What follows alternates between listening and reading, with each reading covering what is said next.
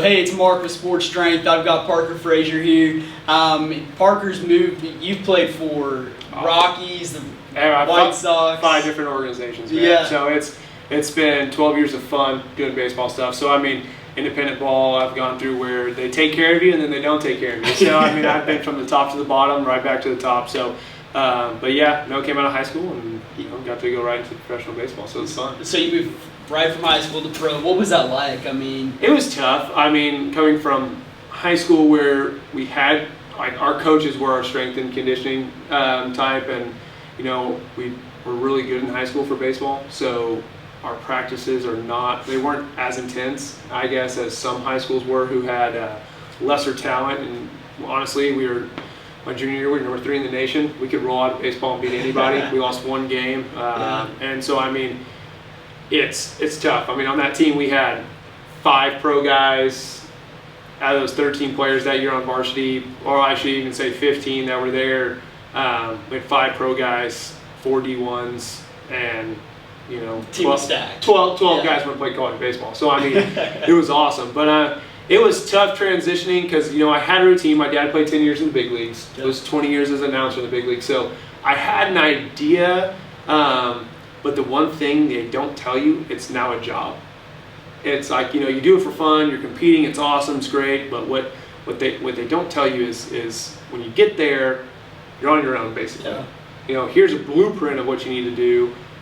They assist you, they do everything a coach is supposed to do, but you're on your own. And it's your job. How hard you want to push yourself, how hard you want to work, they're going to be able to tell you your limits and bring it back. But it's a full-on job. And at 18, being in Casper, Wyoming, getting your stuff pushed in by 23-year-olds was tough to grasp as, and you're listening to your coach who's giving you info and you're just like, I've never heard that before, I don't trust it. And then now you're trying to learn what, in high school I never had a weight program once basketball was over. So you're talking about from March to the end of July, I never had anything until basketball started back up again. So now I'm in baseball workouts, not basketball workouts. Yeah. And you're still explosive, but you're not doing the same movements. And now I'm going like, what am I doing? Yeah. Like hip mobility, what is that?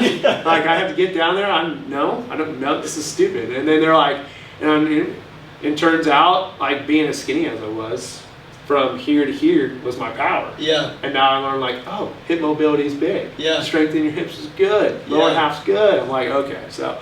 But it was a tough transition, but luckily I was surrounded by the right people. Yeah, I got to make that adjustment pretty quick. Sure. So when you made that transition, what was it like? I mean, the mental game shifted from high school to pro. How'd that go? What were you thinking? Your mistakes have to be like you got to switch them. Like you have to fix them pretty quick, and that was for me one of the tougher things. I had to put my ego aside. There was a lot of underlying things that made my situation difficult with the Rockies when I got drafted. But, being my dad playing in the big leagues, being around the organization, like they knew that. And people look at it as a favor anyways, but you don't draft an 8th rounder out of 50 rounds and make it a favor. Like if I was in the last 10 rounds of the draft, you're like, hey, it's a favor. He signed in, want to go to college, he's a bad student, all that stuff. But being a top 250 pick, you're going like, okay, I have to, you have the underlying issue of your dad and stuff like that, but I'm going like, you know what, I just have to go there. And my first year, I was not really strong. I was calling home after every bad outing. And I don't know if you know much about baseball, but obviously the lower the ERA, the better. I threw 18 scoreless innings, basically, in my last three and a half starts, basically. 18 scoreless innings to get to my ERA down to a 10. I was the best BP thrower in the Pioneer League, and I didn't even throw BP. So I just got rocked. So, and the way they approached me, it gave me a little everyone says like a little hard, little edge, like that little like chip on my shoulder, like I don't want to listen to them anymore. But what the problem was, I came home and I had a great pitching coach in Rob Walton, who's now at OSU, and then my dad. We sat there and hashed it out for 3 weeks, and then I went back to what they call instructional league, which is like a 4-6 week thing that they bring young kids and things you need to work on.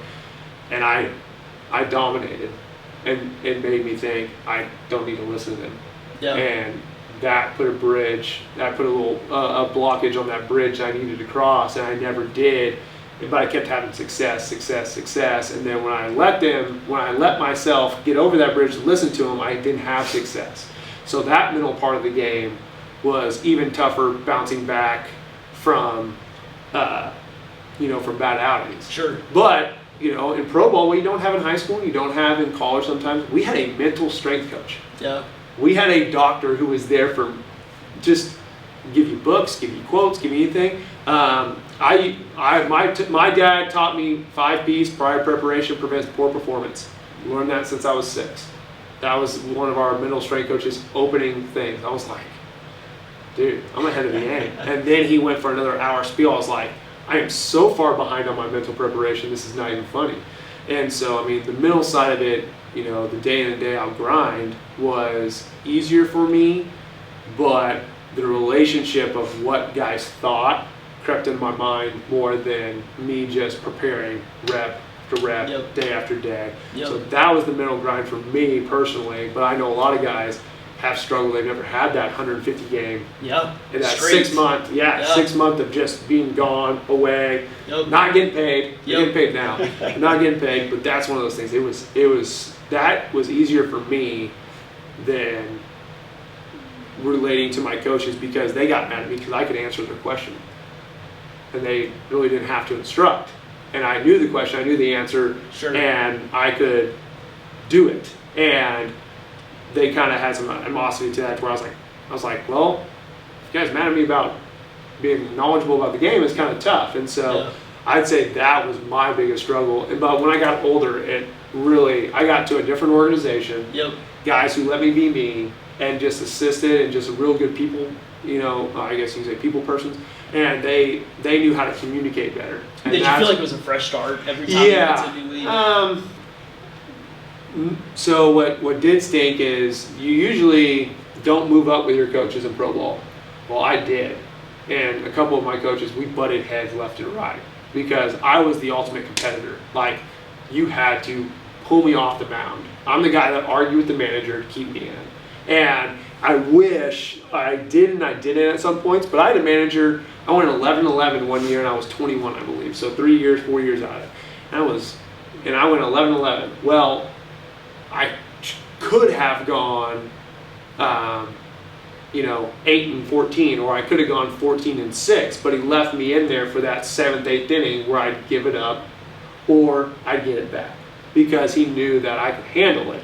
And a lot of managers, like my next year in AA, I'd go 7 innings and 75 pitches. They're like, hey, you're done. I'm like, what are you talking about? I got 25 more pitches. Send me back out there for the 8th. They're like, no, dude, you're good. And then it reflected on my record, but it didn't reflect my personal stats. Team Sure. stats it would reflect. So, you have those scenarios, you're like, And then you got a whole other layer of front office people. Yeah. And now that's grinding in your mind. Yep. And, you try to stay within yourself. And for the most part, you can stay within yourself and you just go, okay, I got it. I'm good. But, going from the Rockies trade to the Reds, there was so much toxic relationship with the Rockies at the end of my career for how one coach treated me and to how the front office got in there, to where now I get to the Reds and they're like, we're going to give you an easy outing first time to see how you go. Through the first inning, phenomenal. Second inning, 3 punchies, and he walked up. I was like, well, I'll do whatever role you wanted me to do. And he's like, you're our setup guy, man. So you're going to be right in front of Heath. I was like, all right, sweet. Like, you sure? Like, he's like, dude, you're coming in with a 1-2 punch. That's easy. I was like, and it's just like, no one has talked to me like that in like 3 years. And I'm going like, now my confidence went, boom. Yeah. And, even though I got killed in AAA that year in 2013, and I got traded to the Reds and went to AA, which I was fine with completely on the mental side of it, to success. Now, first year of free agency, oh crap, I'm not proven in AAA, AA, I'm good, and I get, 4 offers. And, I was like, I want to stay in Arizona, I want to go to big league camp. Yeah. The White Sox gave it to me.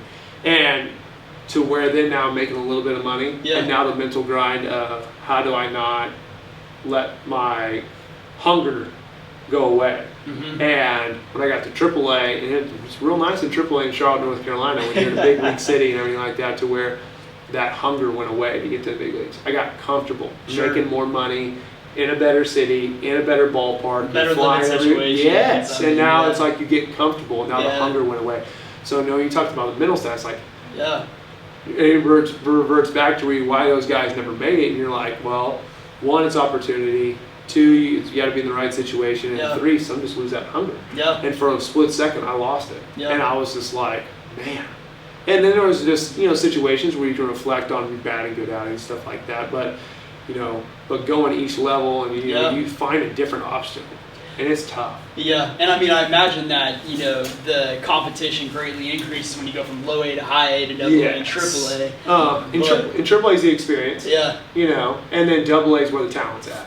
Yep. They jump double A to the big leagues better than they go to triple A, but you have like seasoned vets who are in their 30s and high and upper 20s, and they handle it right.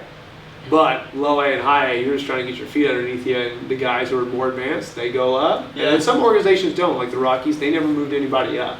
It wasn't until my 6th year until they established, hey, we're going to get guys going, we're moving them up, but they had a different regime come in. Okay.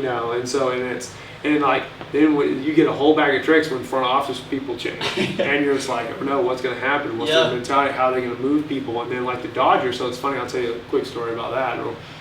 The Dodgers come into Tulsa in Oklahoma City, right? Yep. I played with the Rockies for 7 years. The clubhouse guy was there for 5 of those 7, and they was in Double A. He was with Tulsa. Sam Salberg, great guy. He's a big league clubby on the away side for the Chicago White Sox. Okay. Great guy, does his job very well. I think he had, in those 5 years, 20 guys in 5 years went from Double A to Triple A, or Double A to the big leagues during the season. Oh my gosh. The Dodgers had 20 guys in the first 45 days. They had over 100 transactions in the first year. He's like, what's going on? He's like, and they don't care. They just flip and go. And they have guys on the DL. They have all that stuff. So it is that mindset. And now that, and I have never been in that mindset. I've never been in that type of organization. So you have those guys who never feel wanted. Yeah. And it's just they're objects, and they're just chess pieces moving on the board. And hopefully you do good enough that 29 other teams are watching. And I mean, when you talk about mentality, it's when you have that, it's tough. Yeah. Yeah, I mean, there's just so many different things to weigh. I mean, you got your coaching staff, you got your peers, you got the front office, and I mean, then you just got your game of going out there and actually performing well. Well, and it's tough consistently too. Yeah, and that's tough as it is. But the problem is as a starting pitcher, you got 4 other dudes on your team. Yep. If you're a player, you want to win. Yeah. What's sad is you can't cheer against that guy, and he's your competition. Yep. The guy on your own team's your competition. It's the most, in professional sports, I feel like it's the most individualized sport in a team atmosphere. And good managers, good drafts, good players, good development people, get those people to be a core. Yeah. And I've been on teams where no one cares. Zero caring of winning. And they go out there and they hang out with their 3 or 4 guys. And I know some players want that guy to fail. And you're just like, dude. And I think that's why I was just an average player. I had some above average years in certain areas, but I think I lasted so long because I was that guy who I knew you were going to come take my spot, and I'd help you out. And I mean, I didn't care because the coaches see that. Yes, that's why I think I lasted as long as I did, because just being a good locker room guy. Yeah. I might always wonder to play GM in my own head and want to be that guy to move up, but it's like the guy moved up.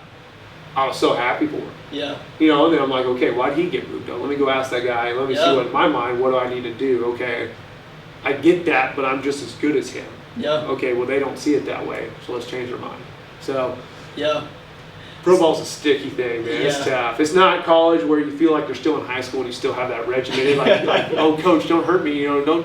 Don't make me run, like all that stuff. Like in high school, you screw up, you're like, oh no, coach is coming after us. Like, didn't get a bunt down, he's gonna make us run.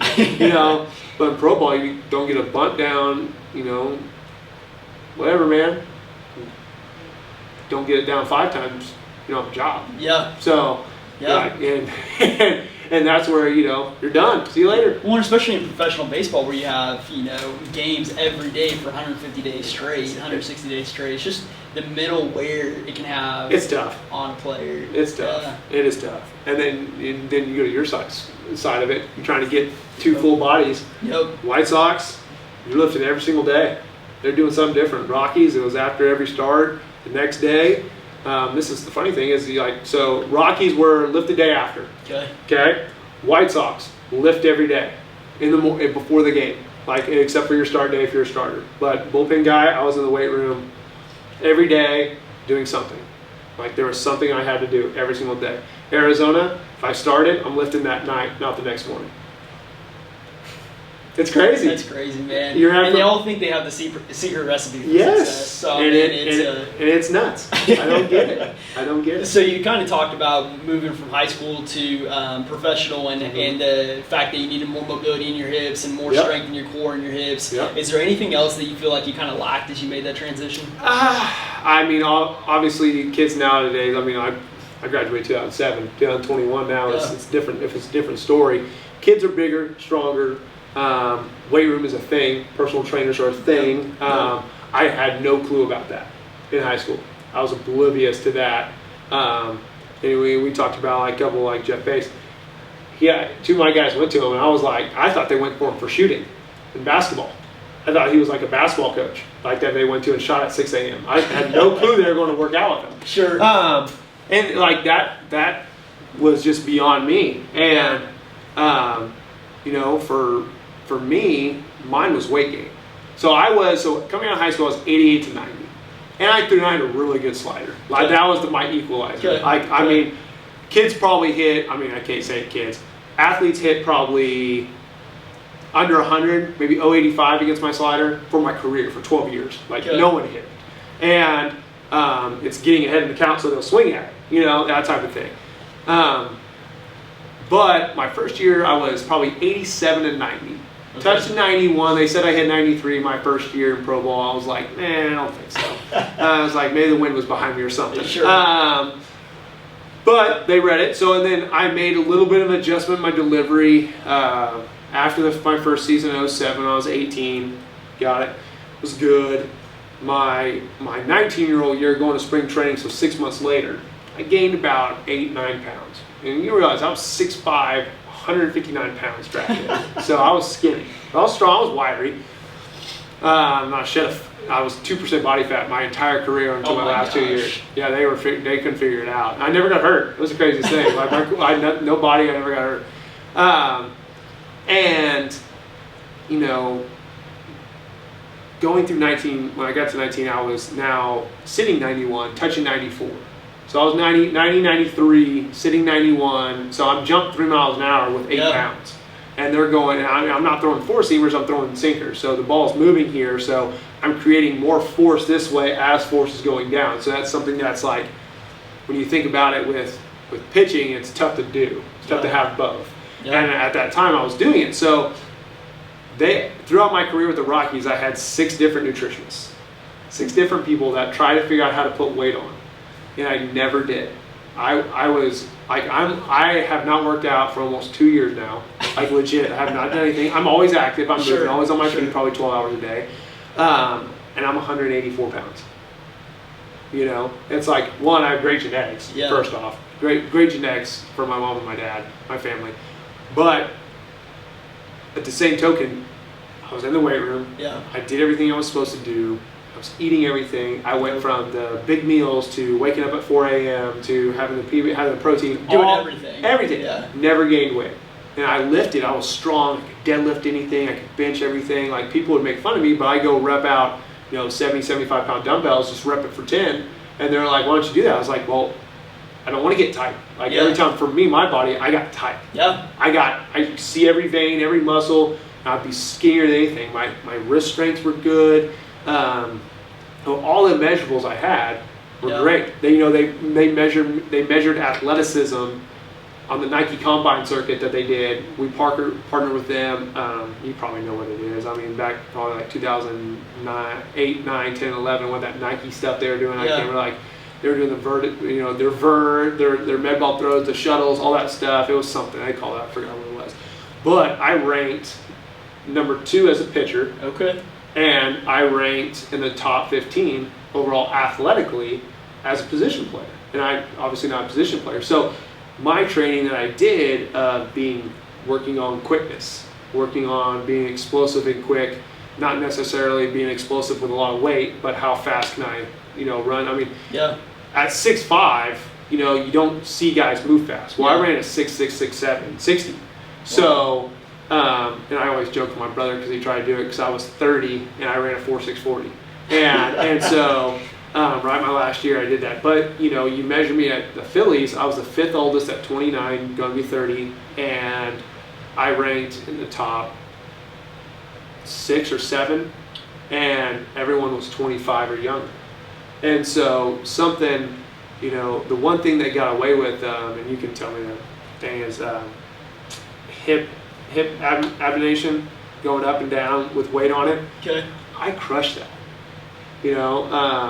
And your terms can be, I have no idea what it was called. I just knew there was a machine that you could flip, and you sit here and you can go this way forward, and I, for some reason, would work my hip flexors. Okay.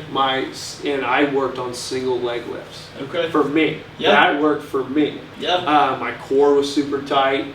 I was good. I didn't have a big chest. My back and my shoulders were they were good for me. I ended up having Tommy John, but that's when I was trying to get super big. And I was lifting really heavy for me. Okay. Upper body, everything. And I had my gains. It was the first time I got over 170 pounds. Like, I was strong. Like, I felt good. And I was throwing harder, and I was thinking, oh my God, I hit 95 for the first time. Oh my gosh, I hit I'm sitting 93. Yeah, like I need to keep doing what I'm doing. And I ended up blowing out. And it was just one of those things, it was just a stress reaction when my ligament came off bone, so I had an avulsion fracture. Okay. And so, and I come back from it, but Dr. James Andrews did my surgery, and I go down there, and I was like, well, how do I look, all that stuff, and he looked how I was doing. Like, I did a lot of forearm work, trying to get everything strong. Yep. You look at my right arm all the way down, and my shoulder, my bicep wasn't as big as my forearm, but he looked at my forearm muscle, and he goes, how much do you weigh? I was like, 166 on a good day, man. Like, it'd be great if I was just kept that. And I go, why? He goes, because your right side from your wrist all the way to your shoulder and back represents, like, you should be like 185, 190 pounds. And I was like, okay, I don't know what that means. He goes, you're just really strong on this right side. And it wasn't noticeable to me ever in my life, like looking at it. Yeah. But then I looked at my forearms, I went like this, and you can still see a difference because I play catch every day being a high school coach. Yeah. I go like this, and my forearm started here, and it just went out. It was just pure muscle. And I was just like, whoa, like I never noticed that stuff. Yeah. Well, then it started to bother me that my left side wasn't big. I feel like I was a weirdo and I looked weird. But it was one of those things that I'm going like, I'm not even whatsoever. But I use this so much, and now I know why I threw hard is because I was just more developed, and I could. And the next thing besides mobility, I mean, you got to have great mobility to be an elite athlete. Yeah. And I preach that to everybody. I just came working for a kid, his name's Luke Cummings, who works out here in town. And I told him, I was like, your rotation is brutal. Like, you can't, I said, you block out and you have to work up and over because you're not flexible enough to rotate this way and get your hips going. Yeah. And so, being baseball is a rotational sport. You got to have it. And so that's, you go through all that stuff and you try to tell a high school kid and then you go through it and it's just, you look at it and you're like, man, like what did he, and I can't give you the formula because I did stuff that I felt, I was like, hey, this is just, feels good, it's easy and I feel strong, I can run, but I mean, I was that, and obviously you have to have a gift from God and you got to have just good genetics and stuff like that, and that's one thing that I knew I was blessed with. Yeah. But it's the same thing being 6'5" and being what I could do. Yeah. I'm going like, why can I do it? But I mean, I played basketball. Yeah. Played football. Yeah. Played golf. You played several sports though through high school. Yes. Yeah. And in high school, I quit football my freshman year. I broke my collarbone. Okay. And did that affect your baseball abilities? Or? No, it was weird. I snapped it straight in half. And, you know, I go like this, and you can see my collarbones. This part right here is bigger than this one. And I don't know if it's because it broke and then it slid. And so they tried to do it back. But I was just out for a little bit, and then I came back from basketball 8 weeks later, and I just went to basketball, and I was good, and I just scored good football. But I played golf until my senior year. I did on the little junior tours because the high school wouldn't let me play on the team. Qualified as the number one guy. But, you know, I just wanted to play because there's two sports in the same field. Okay, it's fine. Sounds good, man. Yeah, I mean, I was a big multi-sport guy. Yeah. The only thing I didn't play was soccer. Okay. So I was like, out loud. Soccer and track. I mean, I ran track. I high jumped. My dad pole vaulted. So it's little things like that to where I could be an all-around athlete. Yeah, I mean, I think personally, you know, don't hate me for saying this, but I think playing basketball at an elite level, AAU and stuff like that, would have helped me better than a personal trainer. Yep. But there's just certain stuff that you can't simulate in a game, but you can correlate it to however you can. But I think playing, like every big leaguer that I knew, that I played with and were great friends with, they were tremendous basketball and football players. They never just were single focused on baseball. Yeah. Not a single one. And I'm just going and I think that in today's world it's lost. And but you have the demands of year-round sports now. Yes. I mean, there's not really an opportunity to take it. And I mean, if you do try to play another sport, you are almost looked down upon in your current sport. Yes. Because you're not that dedicated. Especially at bigger schools. Yeah. Here at Holland Hall, that's why I do love Holland Hall. I have kids that play multi-sport. Every single one of my kids on my team play 2 sports. And you encourage that. Oh, 100%. Yeah. And it makes my job as a coach harder. Yeah. I mean, you take my team now, like Holland Hall ranked number 2 in the nation this year in football, in small schools. They were great. They were amazing. By them winning the state championship, it put baseball back 4 weeks from what they were normally getting out of the playoffs. So in my mind, I'm 4 weeks behind. Yeah. And how do I shorten that without cheating the younger kids of development? Yep. And that is tough, but if I had everyone here, I'd be so much better right now. Yeah. I have my starting center fielder in basketball. COVID hit. He was a basketball player last year. He hadn't seen a baseball thrown for him in 2 years. How do you develop it? How do you bring him back? Yeah. And so, but that's where I think if you are a single sport athlete, you have to go to someone like you to get the agility work. Because if I'm a pitcher, to get explosive, like there's no other way I can do it if I'm not playing any other sport besides to go to a trainer and have that specific movements down. And that's where I think your industry has taken off into where I think it's going to be. I think it's a huge help to everybody, especially when it's diagnosing sport-specific activities, which I didn't have. Yep. That's why, like I said, like basketball, we worked just to work out. I didn't think we didn't do anything. Baseball, we didn't lift. Right when the season came, we didn't lift. I never got in the weight room and did stuff unless it was like as a freshman or JV or freshman or sophomore. They were just like, just go lift, and we just like stood up there and just played around with the dumbbells and like So, but I mean, like pro ball, that was the biggest adjustment is knowing a routine and doing it. Yep. Like stretch being like people laugh at me when I tell them stretch is 35 minutes. They're like, what? I was like, that doesn't even include the foam rolling and the lacrosse ball I did. Sure. I did in the weight room before we had to go out and stretch. But when you're playing 160 games straight, you have to keep your mobility. Dude. I mean, you're going to wear out. And you know what's funny? And I'll tell this to the day I die. The first thing that went for me, and if you go watch me do stuff out there, you'd be like, dude, you're not 32. Like, you haven't worked out in 2 years. You're lying to me. Because I still have stuff that I brought back from being an athlete and being around kids and working everything. But the first thing that go, my hips. Really? So my hips are the first thing that went. I have back problems now. I don't work out as much, and I should, because I mean a tight core helps the back. Everything goes a strong core helps the back. Like all that correlates, and you're just doing it to do it to perform. Yep. But now it's like, I don't want to go to the weight room. Yeah. Because that's why I retired. I didn't want to do all that stuff. Yeah. I didn't want to have to wake up at 10 a.m. and go work out for an hour and be like, all right, I got to do this to be better. Like that's when I knew I wanted to retire. When I was just like, well, you're putting your life on hold in a sense. I mean, just to continue pursuing that dream. And it is tough. Yeah. I mean, and that's where that's where, like, in the off season, like, we had a program written, but I leaned on guys like you. Once I got to a certain stage, I was like, I can't do this anymore. Yeah. Like, I hear these guys are doing this. Like, I need to find a trainer that helps me.